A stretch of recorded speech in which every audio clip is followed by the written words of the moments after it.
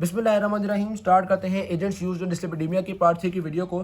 Part 1 और 2 की video में हमने लिपोप्रोटीन्स के सारे कॉन्सेप्ट्स को डिस्कस किया था और जो लिपिड्स के डिसऑर्डर होते हैं उनको सारा डिस्कस कर दिया था हमने। तो अब आगे इंशाल्लाह हमारे लिए काफ़ी आसान होगा बातों को समझना। ठीक होगी बात? तो स्टार्ट वो यहाँ से करते हैं कि हमारे पास जब लिपिड डिसऑर्डर्स होते हैं तो हम पहली कोशिश तो ये करते हैं कि इनको हम डाइट से मैनेज करें। किस तरह डाइट से मैनेज करते हैं? जैसे मिसाल के तौर पे अगर किसी इंसान के अंदर कोलेस्ट्रॉल लेवल हाई हैं तो हम कहेंगे भाई आप सैचुरेटेड फैट से ज़रा परहेज़ करें, ना खाएं, निस्बतन अनसैचुरेटेड फैट्स आपके लिए बेहतर है। सही होगी बात? अब ऐसा क्यों है ये भी आप सोचते हैं कि भाई सैचुरेटेड फैट्स अनसैचुरेटेड फैट हैं तो फैट्स ही होता। बेसिकली ये है कि जो सैचुरेटेड फैट्स है ना उनको आपका लिवर मोहतरम इस्तेमाल करता है वीएलडीएल बनाने के लिए। जैसे ही सैचुरेटेड फैट्स आते हैं वो तो वीएलडीएल बनाने में इस्तेमाल हो जाते हैं। अलबत्ता जो अनसैचुरेटेड फैट्स हैं उनको आपका लिवर दूसरी चीज़ें बनाने में, जैसे जो आपके दूसरे लिपिड मेटाबॉलिज्म वगैरह होते हैं, केटोन बॉडी वगैरह बन रही होती हैं, दूसरी चीज़ों में भी यूज़ कर लेता है। तो अनसैचुरेटेड फैट्स उतने ख़तरनाक नहीं होते, उतने अनहेल्दी नहीं होते जितने अनहेल्दी सैचुरेटेड फैट्स होते हैं। सही होगी बात? तो एक तो डाइट में आप सैचुरेटेड फैट्स को कम करोगे। दूसरा, अगर वो इंसान अल्कोहल पीता है, आप कहेंगे भाई अल्कोहल जो है वो वीएलडीएल के लेवल को भी बढ़ाता है, ट्राइग्लिसराइड लेवल को भी बढ़ाता है, तो आप बराए मेहरबानी अल्कोहल से इज्तनाब करें। ये तो बातें जो कि मिनी कार्ड्स में लिखी हुई थी, याद करना इंपॉर्टेंट है। अब हम थोड़ी बातें बिग कैट्स की भी बता जाते हैं। मैं ना आपको बताता रहूँगा कि ये इंपॉर्टेंट है और ये नहीं इंपॉर्टेंट। इनफैक्ट जो बातें बिग कैट्स में लिखी हुई यहाँ पे नहीं है तो वो बहुत ज़्यादा हाई यील्ड नहीं होती। सही है? अच्छा जी, अब बिग कैट्स में जो वो डाइट के मैनेजमेंट का जिक्र कर रहे हैं वो कह रहे हैं एक तो ओमेगा 3 फैटी एसिड्स जो कि फ़िश ऑयल्स में पाए जाते हैं, ये बड़े अच्छे होते हैं। सही के बाद ये आपके अंदर इनकी एंटी इन्फ्लेमेटरी इफेक्ट्स भी होते हैं, एंटी थ्रोम्बोजेनिक एक्टिविटीज़ भी होती हैं। तो ये एक तरह से जो आपके ब्लड के अंदर क्लॉट्स वगैरह पैदा हो रहे हैं या जो एथेरोस्क्लेरोसिस वगैरह होते हैं या हार्ट डिजीज़ है उनको प्रिवेंट करने में रोल प्ले कर रहे होते हैं। तो ये फ़िश ऑयल्स के अंदर जो फैटी एसिड्स है ये अच्छे हैं। डन। उसके अलावा वो कह रहे हैं कि टोटल फैट जो होता है उसको, मतलब ओवरऑल फैट इनटेक को कहना चाहिए भाई आप कम कहा करो, चिकनाई हुई चीज़ें कम कर दो। फिर आपके पास होमोसिस्टीन एक अमाइनो एसिड है जो कि बड़ी ख़तरनाक है। ये प्रो एरिथ्रोजेनिक एक्टिविटीज़ को इंक्रीज़ करती है, इनिशिएट करती है। तो अब हम चाहते हैं कि ये वाला अमाइनो एसिड इंसान की बॉडी में कम से कम जाए। अमाइनो एसिड तो आपको पता है प्रोटीन का हिस्सा होता है। तो अब क्या करें? हम कहेंगे भाई आप ना थोड़ी प्रोटीन्स खाया करो, बस जितना इस इंसान के अंदर प्रोटीन्स की रिक्वायरमेंट है ना सिर्फ इतनी प्रोटीन हम इसको देंगे और कहेंगे भाई बहुत ज़्यादा बोटियाँ ना खाया करो, तो ताकि आपके अंदर होमोसिस्टीन का लेवल कम हो। तो ये हमारे पास कुछ डाइटरी मैनेजमेंट वगैरह आ गई हैं। अच्छा, यूजुअली हम डाइटरी मैनेजमेंट को यूज़ करते हैं, लेकिन अगर हार्ट डिजीज़ के चांसेस एक इंसान में बढ़ रहे हों तो फिर हम लोग ड्रग्स की तरफ जाते हैं। अगर हमें पता हो कि इसके अंदर हार्ट डिजीज़ वगैरह हो सकती है या ख़तरनाक हद तक डिस्लिपिडीमियास हुए हुए हैं तो फिर हम लोग ड्रग्स की तरफ जाते हैं उसके डिस्लिपिडीमियास को ट्रीट करने के लिए। अब मुख्तलिफ तरह के ड्रग्स हैं। तो सबसे पहले आते हैं हमारे पास HMG CoA रिडक्टेज इनहिबिटर्स। ये सबसे इंपॉर्टेंट ग्रुप है इन ड्रग्स का। इस पार्ट की वीडियो में हम लोग इसको डिटेल से डिस्कस करेंगे। HMG CoA रिडक्टेज इनहिबिटर्स को हम स्टैटिन्स भी कहते हैं। नाम याद करना हर ग्रुप का, जब पहली दफ़ा पढ़ते हैं नाम याद करना बड़ा मुश्किल होता है, तो हम सबसे पहले उसी की तरफ आ जाते हैं। लो जनाब वाली, हमारे पास ड्रग्स होते हैं लोवास्टेटिन, फिर इसी तरह से सिम्वास्टेटिन, फिर इसी तरह से ड्रग आते हैं अटोरवास्टेटिन, फिर इसी तरह से रोजुवास्टेटिन। सारे नाम भी एक दो भूल भी जाए तो खैर होती है, लेकिन चलो पता हो तो अच्छी बात है।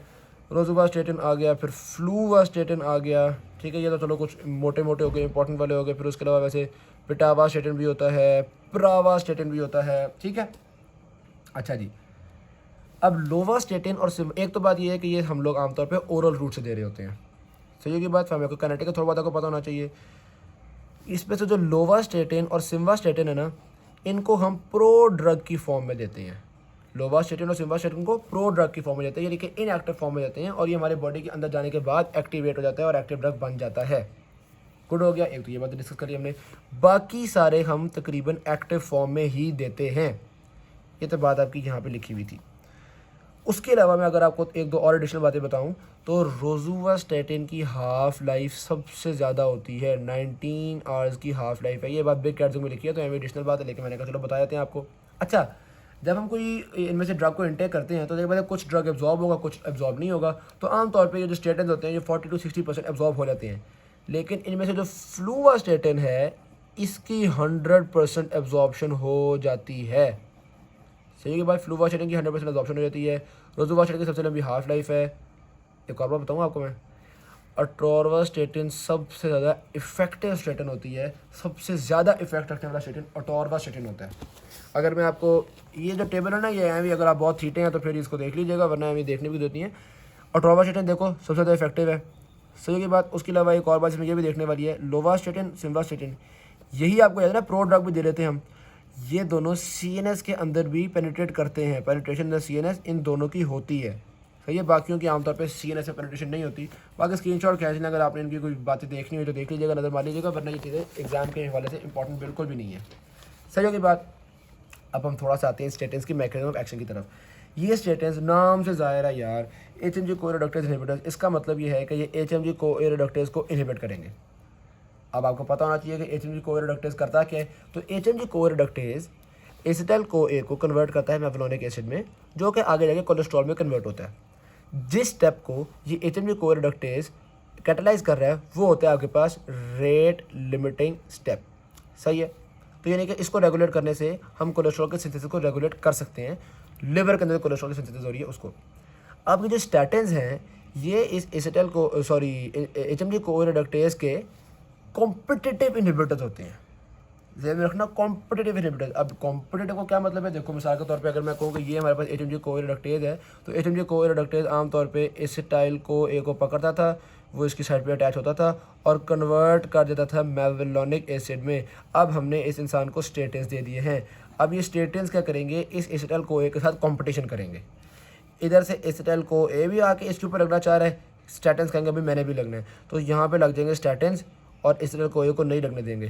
कहीं पे शायद एसिटाइल CoA भी लग जाए, लेकिन अक्सर जगह पे स्टैटिन्स एसिटाइल CoA को नहीं लगने देंगे। इस वजह से कोलेस्ट्रॉल की सिंथेसिस कम हो जाएगी, क्योंकि जब एसिटाइल CoA लगता था तो फिर कोलेस्ट्रॉल की सिंथेसिस होती थी ना। अब स्टैटिन्स आ गए हैं, अक्सर HMG CoA को स्टैटिन्स ने इनहिबिट कर दिए, तो अब कोलेस्ट्रॉल की सिंथेसिस कम हो जाएगी, लिवर के अंदर कोलेस्ट्रॉल कम हो गया। ये तो है आपके पास जिसको आप मेन कहते हो मैकेनिज्म ऑफ एक्शन। लेकिन इतना बताना काफ़ी नहीं है, क्योंकि कोलेस्ट्रॉल के कम होने से हुआ कि अल्टीमेटली वो बात हमें डिस्कस करनी है। तो अब आपको हो गए इस मैकेनिज्म ऑफ एक्शन के जो इफ़ेक्ट्स हैं हमने वो डिस्कस करने हैं। तो जो मेन इफेक्ट है वो अब डिस्कस करते हैं।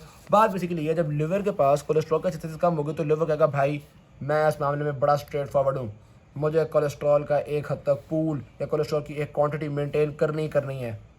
कहते हैं उस्ताद जी कोलेस्ट्रॉल तो बन ही नहीं रहा। कहता है फिर और कोलेस्ट्रॉल कहाँ से आ सकता है। हम कहते हैं यार LDL से हम कोलेस्ट्रॉल लेते हैं कुछ ना कुछ। तो कहता है फिर LDL से ज़्यादा कोलेस्ट्रॉल लेना शुरू कर दो। हम कहते हैं ओके सर ठीक है। अब क्या होगा, लिवर की सरफेस पे LDL रिसेप्टर्स बढ़ा दिए जाएंगे ताकि ज़्यादा LDL का इंटेक किया जा सके और लिवर के कोलेस्ट्रॉल पूल को मेंटेन किया जा सके। ठीक है, तो HMG को रिडक्टेज को इनहिबिट करने का इफेक्ट क्या हुआ, LDL रिसेप्टर्स की तादाद बढ़ गई। जब LDL रिसेप्टर की तादाद बढ़ेगी तो ज़्यादा LDL का इंटेक होगा और हमारे ब्लड में से LDL का लेवल कम हो जाएगा। जादू हो गया ना, बैड कोलेस्ट्रॉल कम हो गई। और क्या चाहिए यार, बेहतरीन काम हो गया। तो स्टैटिन्स की वजह से LDL कम होता है, ये तो एक बेहतरीन बात है, तो आपको पता चल गई। सही की बात। उसके अलावा स्टैटिन्स की वजह से कुछ हद तक ट्राइग्लिसराइड्स भी कम होते हैं और कुछ हद तक गुड कोलेस्ट्रॉल ज़्यादा भी होती है, HDL थोड़ा सा ज़्यादा भी होता है। रट्टा मारना तो चाहे रट्टा मार ले इस बात का, लेकिन मैं चाहूँगा कि आपको इस बात का कॉन्सेप्ट भी समझाऊँ कि क्यों ऐसा होता है। तो देखो बात असल में ये है, जो स्टैटिन्स बहुत ही अच्छा काम करने वाले स्टैटिन्स है ना, वो करते क्या है कि जब कोलेस्ट्रॉल अंदर कम होती चली जाएगी तो ज़ाहिर सी बात है कोलेस्ट्रॉल कम हो रही है, वही कोलेस्ट्रॉल यूज़ होने से ना VLDL के बनने में, अब VLDL भी कम बनेंगे और जितना कम VLDL होगा उतने ट्राइग्लिसराइड्स कम होंगे। क्योंकि आपको याद होगा हमने पहले पढ़ा था कि VLDL के अंदर ट्राइग्लिसराइड्स बहुत ज़्यादा होते हैं, VLDLs are rich in triglycerides. ठीक है जी, तो एक तो बात ये समझ में आ गई हमें कि ट्राइग्लिसराइड्स क्यों कम होते हैं स्टैटिन्स की वजह से।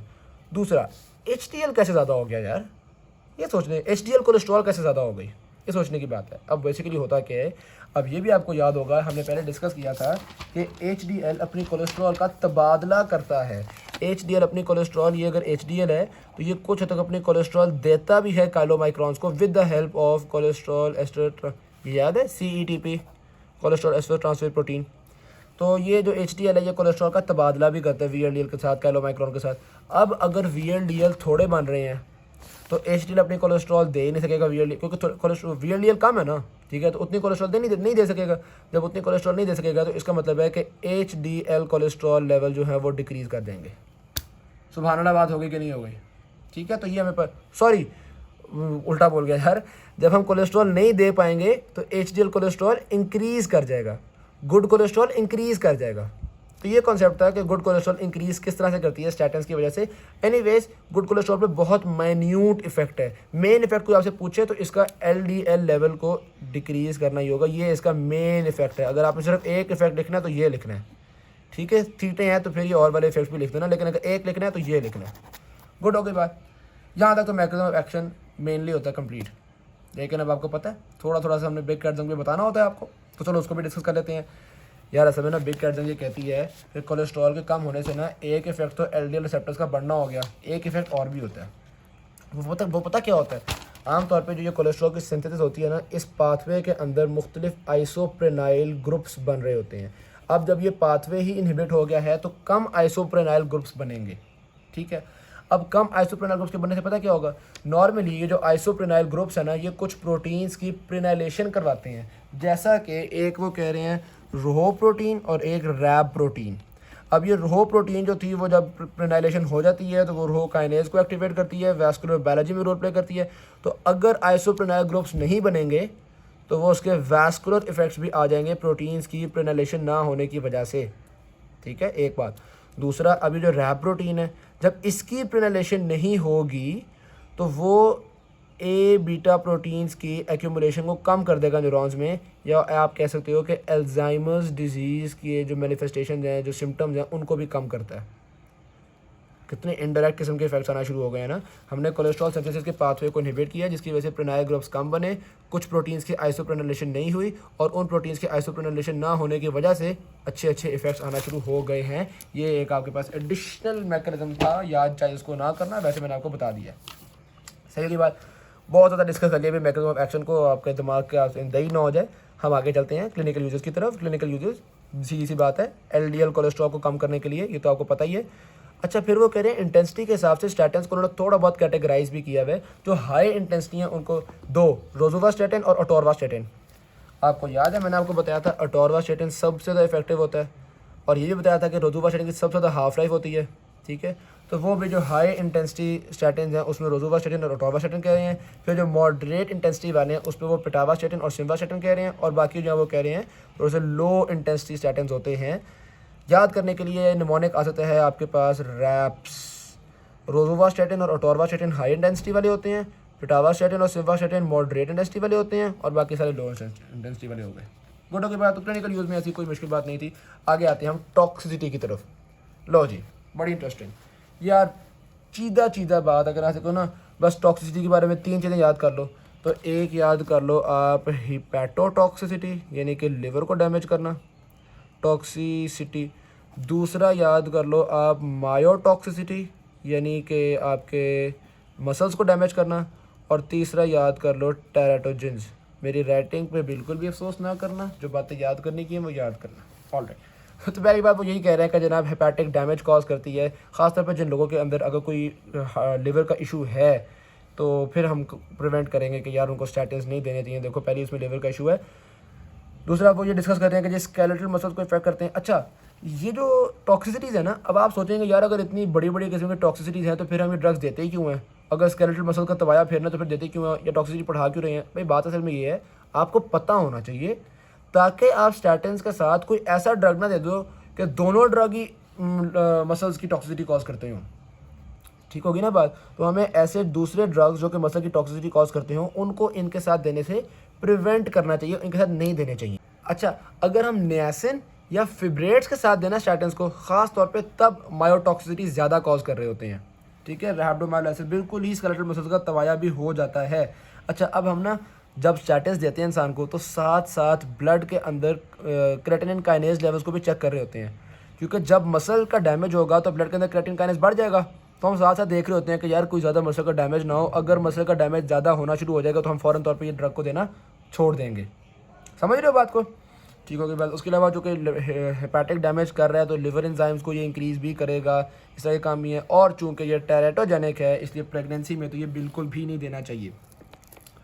अब उसके अलावा कुछ एडिशनल बातें भी देख लेते हैं। बेसिकली बात यह है कि स्टैटिन्स को हम एज अलोन ड्रग नहीं देते, आमतौर पे कॉम्बिनेशन थेरेपी में देते हैं, दूसरे ड्रग के साथ मिलू के देते हैं, ठीक है। नियासिन फिब्रेट्स को तो मिलाने से गुरेज करना चाहिए। किन के साथ मिलाएं? जैसे मिसाल के तौर पर वो कह रहे हैं कि फिनोफिब्रेट ये मतलब जैम फेब्रेज वगैरह ना दो, लेकिन फिनोफिब्रेट ज़्यादा प्रेफर्ड है, is preferred in combination with statins. ठीक है, फिर वो करें pravastatin rosuvastatin appear to be statins of choice for use with verapamil. अगर इसके साथ यूज़ करना है तो फिर प्रावास्टैटिन रोज़ोवास्टैटिन दे दो। सही के बाद ओवरऑल ये बात भी है कि ये जो स्टैटिन्स होते हैं ये हमारे पास ट्रीटमेंट के लिए ड्रग ऑफ चॉइस है। एलडीएल को कम करने के लिए बेहतरीन किस्म के ड्रग्स होते हैं स्टैटिन्स, याद रखना बेहतरीन ड्रग्स हैं। सही के बाद गोल्ड स्टैंडर्ड भी कहते हैं हम इसको। उसके अलावा फिर एक बात और भी उन्होंने बताई हुई है कि ये जो रेड यीस्ट राइस होते हैं ना, ये इनके अंदर नेचुरली स्टैटिन्स मौजूद होते हैं। तो अगर किसी इंसान को आपने स्टैटिन्स देना छोड़ दिए हैं कि भाई उसके मसल तबाह ना हो, तो ये ना हो कि वो ये डाइट खाता रहे, फिर उसको इस डाइट से भी छोड़ने का कह देना। ये एडिशनल बातें हैं यार, मैं बता रहा हूँ, थीटो के लिए होती हैं ये बातें, हर एक के लिए नहीं होती। खैर anyways, thank you very much. Video अच्छी लगी शेयर कीजिएगा, चैनल को सब्सक्राइब कीजिएगा। अल्लाह हाफिज़।